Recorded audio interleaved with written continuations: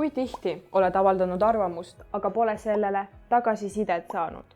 On sulle selgitatud, miks sinu projekt pole rahastust saanud? Miks sinu osaluskogu eelarve on koostatud hoopis teisiti, kui sa seda ootasid?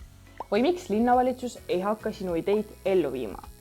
Siin tulebki mängu tagasiside, mis on noorte kaasamise puhul väga oluline, kuid mille andmine kipub tihti ununema.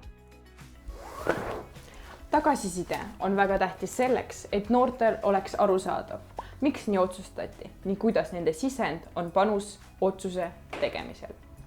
Noortena tahame olla kindlad oma eesmärkides ja saavutustes. Seega oleks väärtuslik saada tagasisidet, et näha oma töö tulemusi.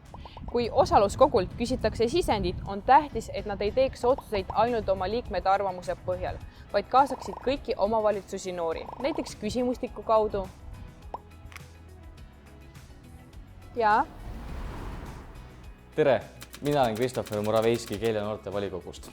Olles linna volikogu poolt loodud noorteühendus, mõistame, et linn tõepoolest soovib noortega koostööd teha ja seda me ju ootamegi. Noortel on võimalus ja julgus võtta ametnikega ühendust igal teemal ja vastuste puudumise korral aidatakse ikka ja leitakse lahendused. Me usume avatud ja sõbralikku suhtlemisse, sest me kõik ju oleme inimesed. Ausus on samuti üks voorus, mis kumab meie linnavolikogu liikmetest läbi. Öeldakse otse, kui ideel on puudujääke, avaldatakse arvamust ja suunatakse õigete lahendusteni. Hindame seda väga. See aga jällegi eeldab meilt, et küsime ka ise tagasisidet ja oleme sellele avatud ka siis, kui see on kriitiline. Me teame, et iga organisatsiooni taga on inimesed ja inimestega on ju võimalik suhelda. Hei, mina olen Eliisa Joonas Väike-Maarja valla noortevolikogust.